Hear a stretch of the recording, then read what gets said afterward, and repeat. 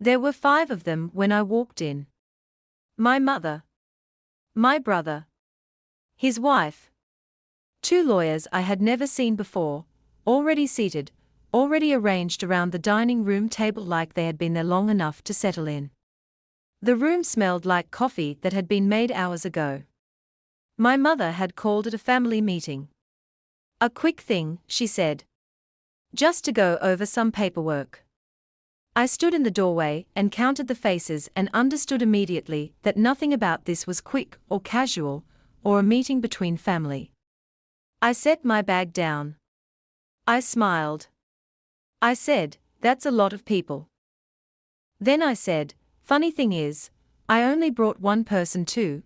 The one person I had brought was waiting in my car. Her name was Carol Sims. She had been a probate and estate attorney for 22 years, and she had agreed to accompany me that morning not because I had known something like this was coming, I hadn't, not exactly, but because Carol was the kind of professional who believed that family meetings about inheritance never benefited from a lack of legal representation on both sides. She had said this to me 3 weeks earlier, when I had first called her, and I had taken her advice the way I took most good advice, quietly, without broadcasting it, and with the particular efficiency of someone who has learned that preparation is not paranoia. I texted her from the doorway before I stepped fully inside. She would wait 10 minutes. Then she would come in. My name is Nina. I am 35 years old. I work in healthcare administration in Cincinnati, which means I manage systems and people and the particular complexity of institutions that have to function precisely because the cost of imprecision is measured in things more significant than money. I am not dramatic. I do not make scenes. I have spent my adult life being the person who arrives prepared, handles what needs handling, and moves forward without requiring a great deal of acknowledgement for any of it. That quality had been both my greatest professional asset and my most consistently exploited personal one. My father passed away 14 months before that morning. He had been ill for 3 years, and his decline had been the kind that allows for planning if the people involved are willing to face what is coming, which my father was and my mother was not. He had updated his will 18 months before he died, with Carol's firm, and he had done it clearly and deliberately, and with full legal formality. The estate was divided between his 3 children, my mother is his second wife, and the details of her portion were handled separately through a trust he had established years earlier. The inheritance designated for me, my brother Marcus, and my half-sister Jade from my father's first marriage was specific in its allocations. Mine was the largest share. This was not a surprise to me.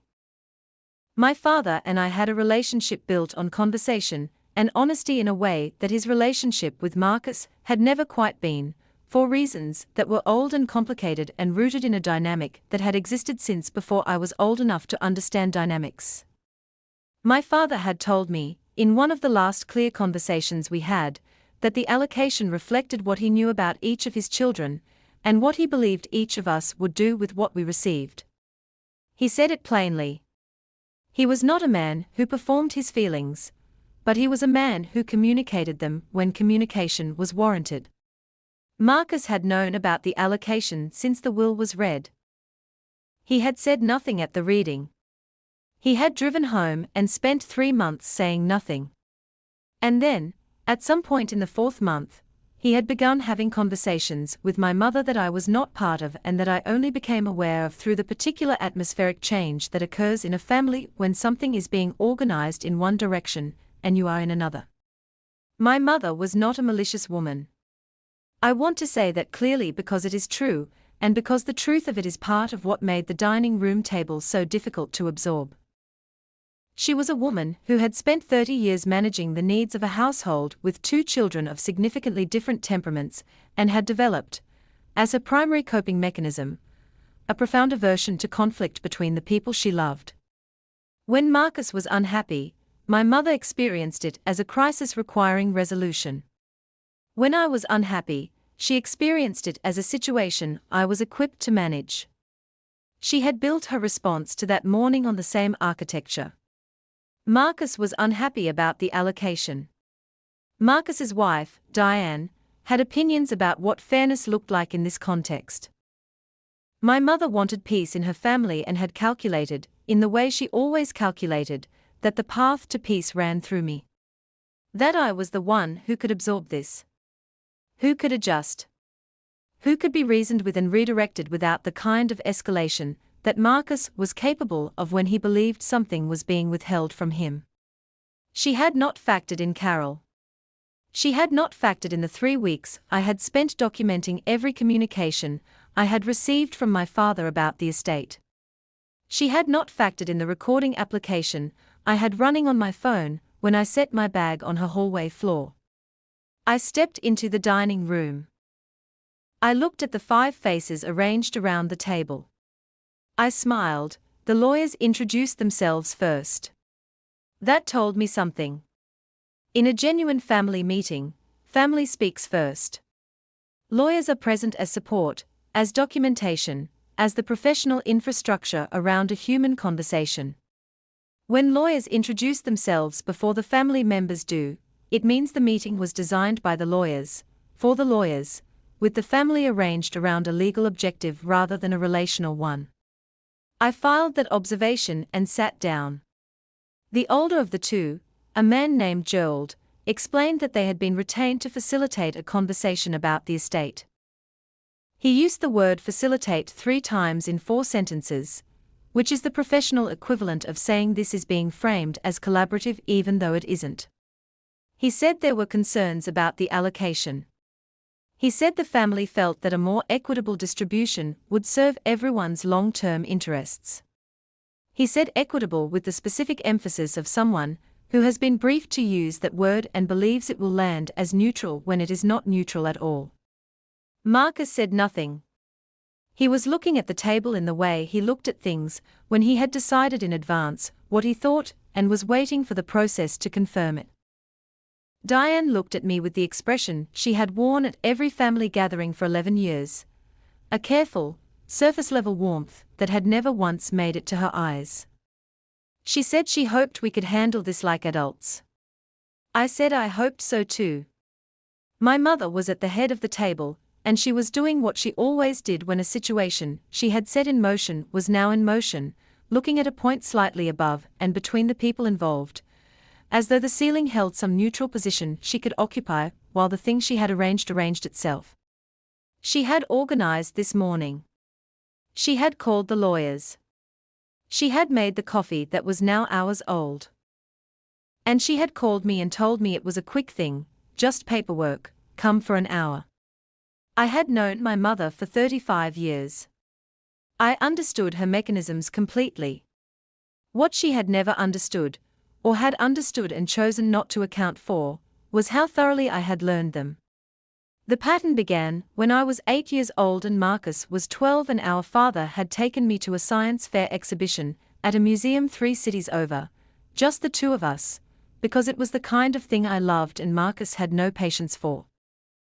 When we returned, Marcus had told my mother that the trip was unfair, and that my father always favored me, and that he felt left out of things in his own family. My mother had responded by ensuring that the next 6 family outings were calibrated around Marcus's preferences. Not one of them was calibrated around mine. I had noted this. I had not said anything. At 13, I was nominated for a youth leadership program that required a parent to write a supporting letter. My father wrote it immediately, and with the specific enthusiasm of a man who knew his daughter's capabilities, and wanted to say so formally. Marcus, hearing about the nomination, told my mother that nobody had nominated him for anything, which was true, and that he felt consistently overlooked in the family, which was not accurate, but was delivered with sufficient feeling that my mother spent an entire week managing his feelings rather than celebrating my nomination. The letter arrived on time, because my father sent it without my mother's involvement. At 21, I received a small academic merit scholarship. My father was proud in his quiet, communicative way. My mother said congratulations and meant it. 3 days later Marcus called and told her he needed money for a course he wanted to take, and my mother transferred him the exact amount of my scholarship from a joint account she and my father shared without telling my father she had done it. I found out 6 months later by accident. When I mentioned it to my mother, she said Marcus had needed it, and that I was fine, and that being fine was something she trusted me to manage. Being fine. Being the one who managed. I had managed my entire life. I had absorbed what was redirected away from me and reframed it as character building, and kept going with the discipline of someone who had confused accommodation with strength for long enough that she could no longer easily tell them apart. Sitting at that dining room table, watching Gerald explain equitable distribution while Marcus studied the grain of the wood and my mother looked at the ceiling, I could tell them apart with perfect clarity. This was not about fairness. This was the final and most expensive version of a pattern that had been running since I was 8 years old. Gerald finished speaking. He slid a document across the table toward me. I looked at it. Then I looked at my watch. Carol would be coming through the front door in approximately 4 minutes. Part 3. The document was 4 pages long. I did not pick it up immediately. I looked at it on the table in front of me the way you look at something you have been handed that you want to assess before you touch, because touching it carries its own implications, and I was not ready to imply anything yet.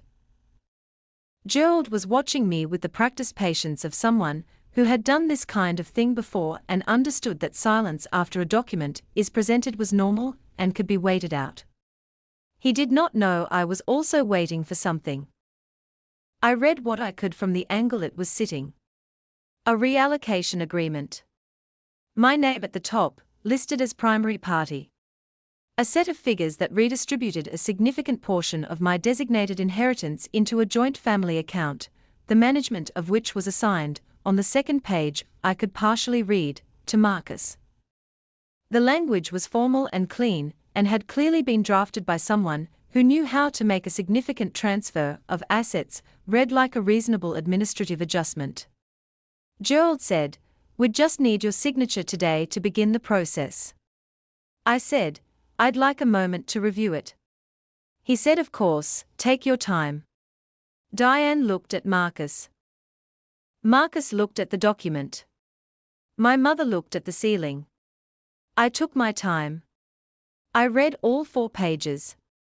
I read them with the specific attention of someone who has spent 15 years working in institutional administration and understands that the most important content in any legal document is never in the sections with the large headings. It is in the definitions at the beginning and the clauses at the end and the specific language used to describe what happens if a party declines to comply. I found the compliance clause on page 3.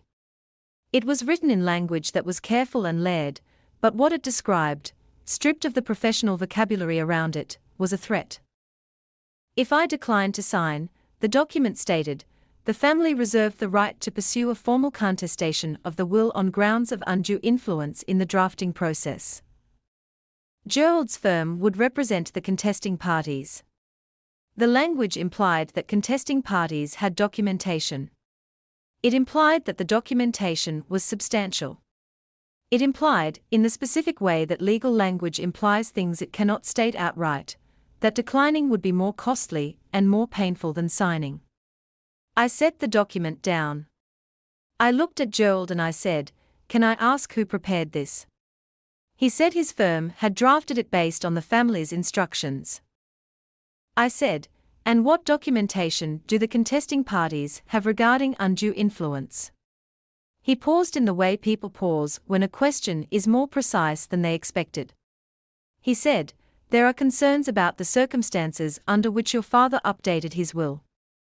I said, "The update was made 18 months before his death, witnessed by 2 independent parties, notarized, and filed with the probate court. Are the concerns about the process or the outcome?" Another pause. Shorter this time. He said, "The family feels the outcome didn't reflect the full family dynamic." I said, "I understand." Then I heard the front door. Carol does not announce herself. She walks into rooms the way she walks into courtrooms, without apology, at a pace that communicates she has been to many rooms like this one and has found them, collectively, manageable. She came into the dining room and she placed her bag on the table and she introduced herself by full name and by number and she asked Gerald for his card, which he produced, and she looked at it and set it beside her bag. She said, "I'll need a few minutes with my client before we continue." Gerald looked at my mother. My mother was no longer looking at the ceiling. She was looking at Carol with the expression she wore when a situation had not gone the direction she had organized it to go, not angry, not loud, just recalibrating. The specific recalibration of a woman who had built the morning around one version of events and was now in a different version. Diane said, "She brought a lawyer." Carol looked at Diane with the polite and entirely impersonal attention of someone acknowledging a statement that does not require a response.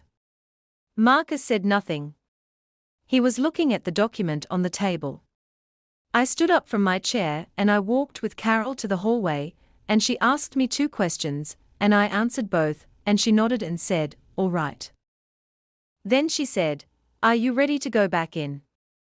I looked at the dining room doorway. The 5 faces rearranging themselves around the new reality of the morning. I said yes.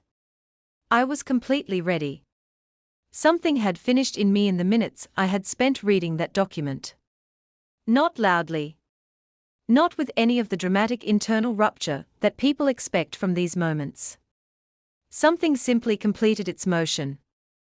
The part of me that had spent 35 years being the daughter who managed, who accommodated, who absorbed what was taken from her and called it strength, that part looked at those 4 pages, and at the 5 faces arranged around my mother's dining table and understood, with the particular clarity of something that has been approaching for a very long time, that it was finished absorbing. I was not angry. I was done. Part 4. Carol and I walked back into the dining room together. She sat beside me and placed a legal pad on the table, and uncapped a pen, and looked at Gerald with the even, unhurried attention of someone who has all the time available and intends to use it correctly. Gerald looked at her with the expression of a man recalibrating his morning. The document was still on the table in front of my empty chair. I sat down. I did not touch it. Carol said, "My client has reviewed the document. Before we go any further, I have some questions about the contestation grounds referenced in Section 4. Gerald said, "Of course." Carol said, "Specifically, what evidence does your firm have regarding undue influence in the will's drafting?" Gerald said, "There are witness accounts suggesting the testator was not fully." Carol said, "The will was drafted and executed 18 months before death, during a period when the testator was independently assessed as cognitively competent by his treating physician, which is documented in the probate filing. Do your witness accounts postdate that assessment or contradict the physician's findings?" A pause.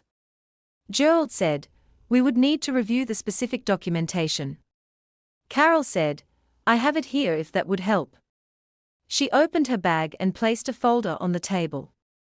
She did not open the folder. She placed it and left it there, which was its own kind of communication. Gerald looked at the folder.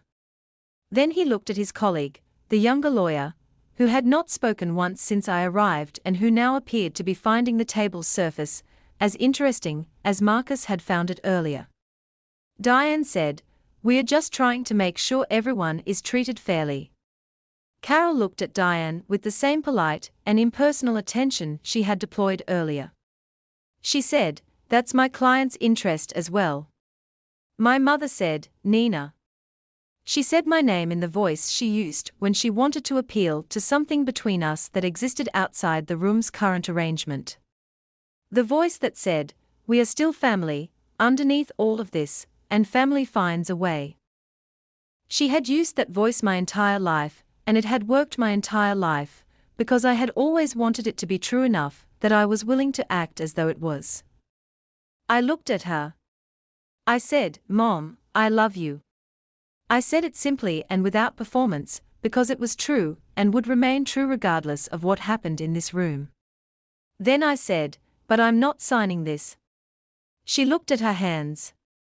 Marcus said, "This is exactly what you always do." I asked him what he meant. He said, "You always make yourself the important one. Dad always made you the important one. And you just accepted it. You never once thought about how that felt for the rest of us." I sat with that for a moment. Not because it destabilized me.